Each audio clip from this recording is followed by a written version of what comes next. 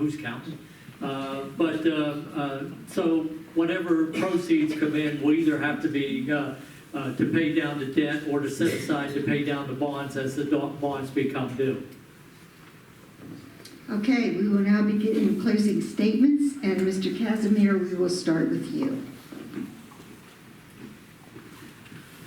I'd like to thank the League of Women Voters for presenting this forum. I'd like to thank my opponents for their offers of service. I'd especially like to acknowledge and thank my friend and Democratic opponent, Stacey Richards. This has been difficult and unpleasant for both of us running against each other, and I look forward to Wednesday next week when one of us will congratulate the other and we'll go on with our lives. I also want to thank you, our constituents who came out tonight. I appreciate your attention, your questions, and your serious deliberation over which of us is best suited to look after our courts, our jail, our public assistance, conservation, and EMS offices, and the other vital services provided by the county. I've often reflected as I've driven the county meeting people and working to win this position that Union County is only half an hour long, but it's almost 300 years deep. There are families that have been here since the beginning, and as a newcomer who only moved here 52 years ago, I'm humbled and honored to even be sitting at this table. It just goes to show, nope, there are no young people here, but they should keep an open mind. You never know what life will bring.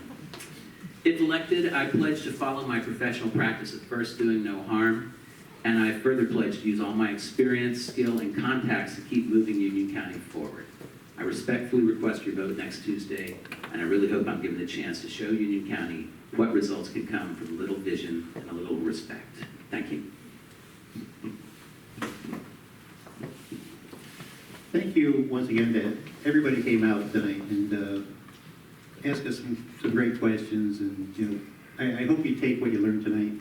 And next Tuesday, vote your conscience to those who can make the best team and be the best leadership group for the county. And I thank the league for putting this on, and the other candidates for basically for the last year, meeting people, learning the issues, and talking about it, and really, taking up some of your family time in order to do this. And I certainly look forward to being your partner at the county level to continue to make Union County this place of low taxes and just real vibrant communities and real opportunity. And that's really what I'm looking for.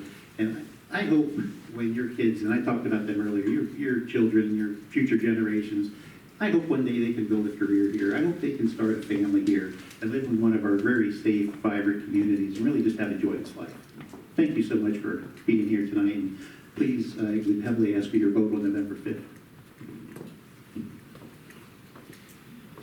Once again, thanks to the league, thanks to those of you who came out and showed an interest and have stayed here in this late hour.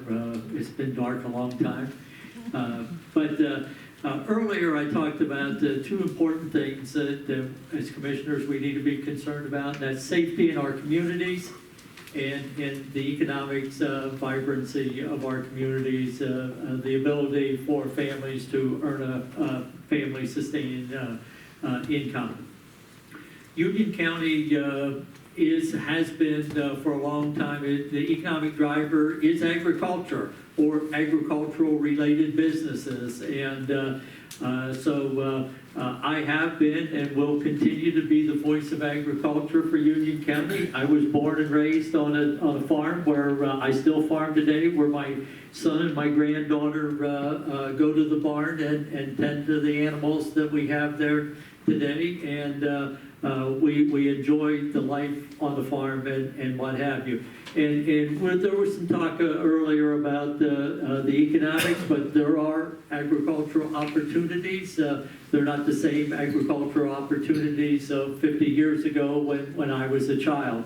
But the safety part of all of this is we need to make sure our streets are safe. We need to make sure that we're not ignoring the drug and violent problems that have cropped in. But I want to say that we have reduced our jail population in the time that I've been in office from a daily count of about 90 down to under 40 members in our jail. We've got the cooperation of our probation, our court system, our children and youth, and we want to keep expanding on that. While I've been a commissioner in training for the last, almost a year, attending working sessions, meeting with many organizations that have relationships with the county, and talking to hundreds of people here in this county, I am really impressed by how great our government, local government has been. And it's about to change. You are going to have 2 new commissioners in a couple of weeks, in a week, and taking office in January. And but it's not just here that the county is changing. It is the world that's changing. Technology is changing. Our workforce needs are changing. Our connections with the world through broadband are changing. Our weather and climate are changing. And so as you're thinking about who to vote for, it is important to have the collaboration among the commissioners. But I think that also experience counts. And having worked in government, we all have to some extent. And that's important.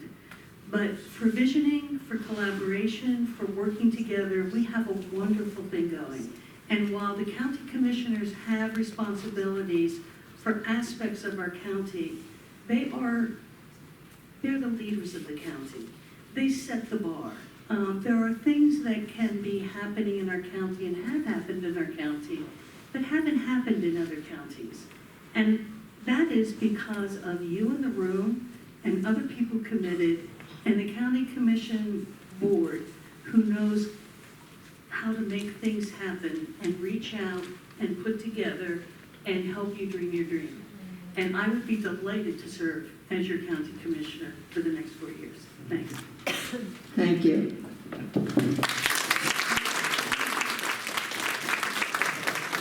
All right, okay. Well, now, out here, the audience, it's up to us. It's now up to us.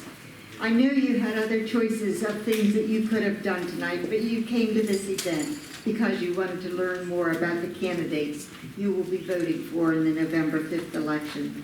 Our league thanks you for coming out. Now, let's all go out and vote on November 5th. Polls are open 7 a.m. to 8 p.m. Good night.